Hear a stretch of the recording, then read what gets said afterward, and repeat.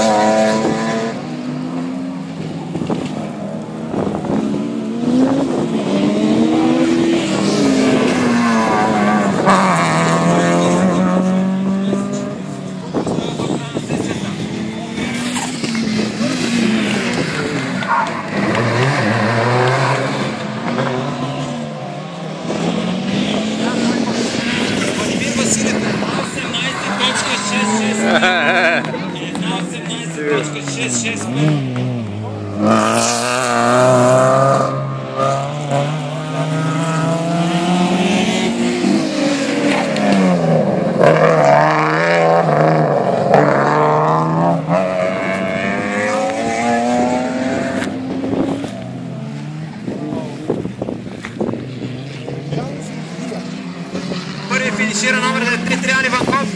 1.19.6 не успява да подобри и остава на втора позиция Ани Ванков.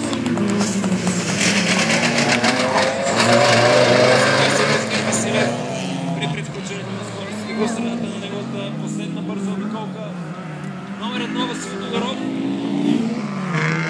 1.27 също с проблеми. Трета позиция за него. Номер 17 Ангел Илиев. 1.27.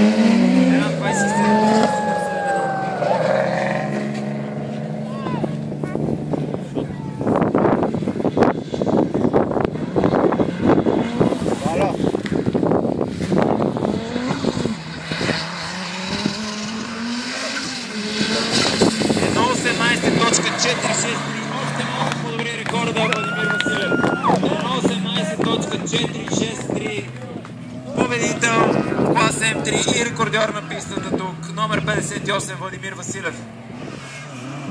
С 2 секунди бе подобрен рекорда от Владимир Василев.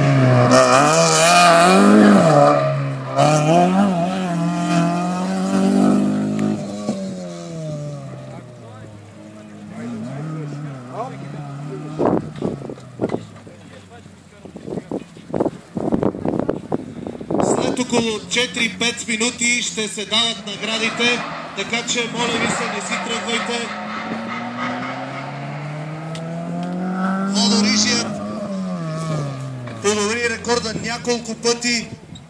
Мисля, че 3 пъти подобрява рекорда от миналата година. Той печели голямата награда Купата на кмета, след като финишира и Васил Тодоров.